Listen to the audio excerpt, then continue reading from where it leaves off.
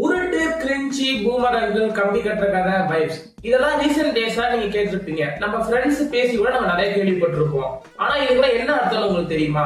அதோட அர்த்தத்தை இப்ப பார்க்கலாம். நான் உங்க ரேர் ஃபேக்ட்ஸ் தமிழ், வாங்க வீடியோக்குள்ள போலாம்.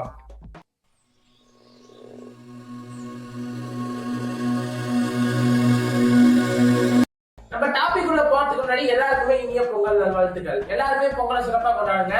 வாங்க இந்த டாபிக் உள்ள போலாம்.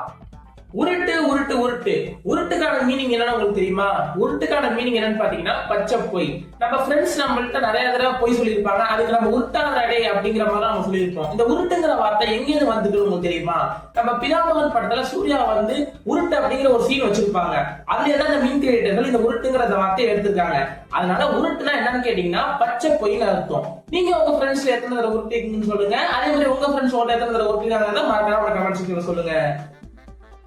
கிரிஞ்சுங்கிற வார்த்தையை நம்ம நிறைய பேர்ட்ட கேள்விப்பட்டிருப்போம். நம்ம ஃப்ரெண்ட்ஸே வந்து நம்மள சொல்லுவாங்க, டேய் கிரிஞ்சா பண்ணாதரா அப்படின்ட்டு. இந்த கிரிஞ்சுக்கான மீனிங் உண்மையான இது நமக்கு நிறைய பேருக்கு தெரியாது. ஆனா கிரிஞ்சுக்கான உண்மையான மீனிங் என்ன தெரியுமா? நம்ம வந்து ஒரு விஷயம் செய்யறத கரெக்டா செய்யறப்ப தப்பு கிடையாது. அதுவே வந்து சின்ன விஷயத்தை கூட நம்ம பெருசா செய்யறோம்னா அது வந்து கிரிஞ்சுன்னு சொல்றாங்க.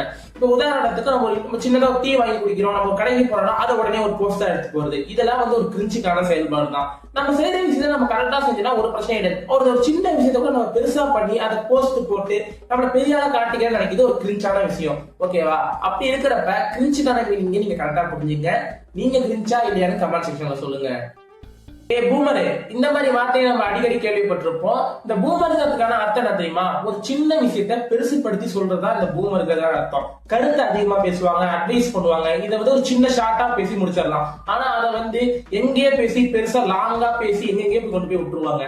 இந்த மாதிரி ஆட்கள் எல்லாமே பூமர்னு சொல்லுவோம். அது சின்ன வயசாளா இருந்தாலும் சரி, பெரிய வயசாளா இருந்தாலும் சரி. நீங்க ஒரு மேரேஜ் போயிருக்கும் போது ஒரு ரிலேஷன்கிட்ட கூட நீங்க இந்த மாதிரி சுச்சுவேஷன்ல நிறைய தடவை நீங்க மாட்டிருக்கலாம். இதெல்லாம் வந்து பூமரங்கள்னு சொல்றாங்க.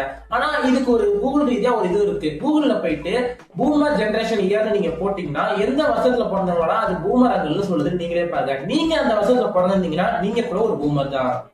கம்பி கட்டுற கதை.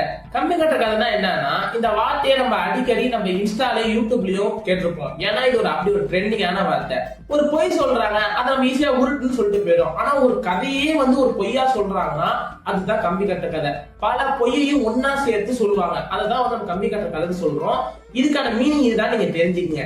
நீங்க எத்தனை பேட்ட இந்த மாதிரி ஒரு பொய்யான கதையா சொல்லிருக்கீங்க மறக்காம கமெண்ட் செக்ஷன் சொல்லுங்க. ஆனா நான் சொல்ற எல்லாமே ஒரு உண்மையான கதை தான். இதுக்காக நீங்க நம்ம சேனல் சப்ஸ்கிரைப் பண்ணுங்க. இந்த வீடியோ பத்தி லைக் பண்ணுங்க. ஓகே, வாங்க அடுத்து பார்க்கலாம். வைப்ஸ் இந்த வார்த்தைக்கு என்ன மீனிங்னு தெரியுமா? இப்ப நம்ம பார்த்த 4 வார்த்தையிலுமே இது ஒரு இன்ட்ரெஸ்டிங்கான வார்த்தை தான் சொல்லுவோம். ஏன்னு கேட்டீங்கன்னா, ஒரு படம் பார்க்கிறோம், இல்ல ஒரு கதை கேட்கிறோம். அந்த படம் பார்த்த பிறகு நமக்கு ஒரு தாக்கத்தை ஏற்படுத்துதுன்னா அதுதான் ஒரு வைப். வைப்லயே 2 இருக்கு, பாசிட்டிவ் வைப், நெகட்டிவ் வைப். நம்ம பாசிட்டிவா நம்மளுக்கு ரொம்ப ஓகே பிடிச்ச ஒரு படம் பார்க்கறோம்னா அது ரொம்ப இன்பமா இருக்கு. அந்த மாதிரி படம்லாம் வந்து பாசிட்டிவ் வைப். ரொம்ப சோகமா போற படம்னா அது நெகட்டிவ் வைப். அதோட தாக்கங்கள் படம் பார்த்த பிறகும் கதை கேட்ட பிறகும் இருக்குன்னா அதுதான் வைபோட மீனிங். அதே சாங்ஸ்லயே அந்த மாதிரி சொல்லுவாங்க, இது வந்து ரொம்ப எனக்கு ரொம்ப இந்த சாங் வந்து எனக்கு ரொம்ப வந்து வைப் ஆகிடுச்சு அப்படிங்கிற மாதிரி சொல்லுவாங்க. ஒரு விஷயத்த பார்த்த பிறகு நம்மளுக்கு வந்து அஃபெக்ட் ஆகுதுன்னா அதுதான் வைப்.